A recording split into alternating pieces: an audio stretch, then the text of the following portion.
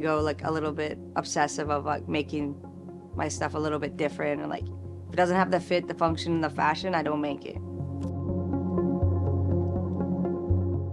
I'm Cassandra Bailey, and I run Old Fashioned Standards. I grew up in Cochrane, Alberta, as a skater, and like, you know, nothing ever fits the way you want it to fit, and so I was always adjusting stuff, and my mom always like made our clothes growing up, so I was kind of around sewing my whole life, and of course I wanted to sew my own stuff. I eventually got my own machine and started making like my own stuff for friends, so I was always really into it. The high school I went to had like a fashion program, and my teacher was the absolute best, and she at the end of like grade 12 was like, dude, just go to fashion school, like, you know you want to. And I was like, yeah. So then I moved out here and took the fashion program at VCC.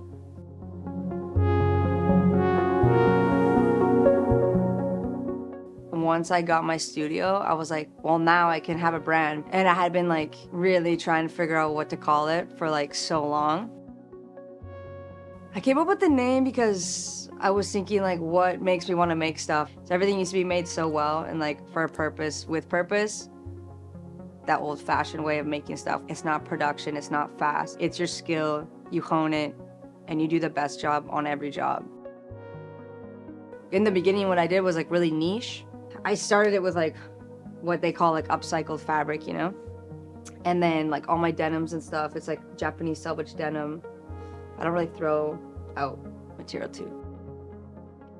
For any product, no matter the size of the company, the steps are generally all the same. It's like you have to have the illustration process, the design process, the like fabric sourcing, swatching process, the drafting process, sampling process. Then you cut out the final pattern, you cut out the material, you prep the material, press everything, and then sew it, and then quality control, and then press it, and then sell it.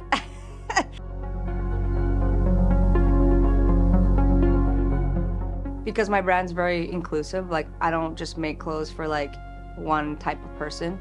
Like if you see something you like, I can make you that product to fit your body. So I think that's also a rare thing. A lot of brands don't offer that.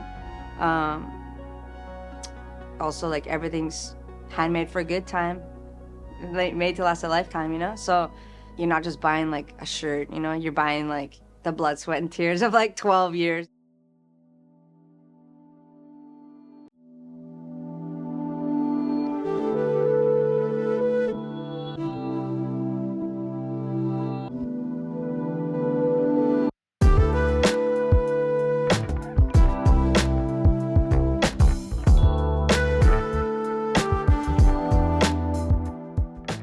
So I'm really grateful for my clientele. Like, my customers are awesome. Yeah, and I think they're like-minded people, so it's like we have our own community, you know?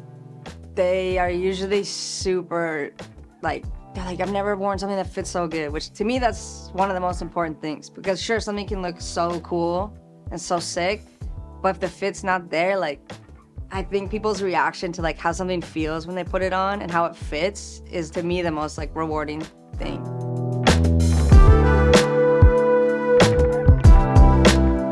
I think globally, like fashion in the world, no one's like, oh yeah, Vancouver. It's like New York or Toronto or Japan. Like if you think about New York, it's like they have all the guts of the fashion industry, and then they have New York Fashion Week, and like famous people live there and wear fashion. It's like there's so much history of fashion there, whereas like I guess Vancouver just doesn't have that.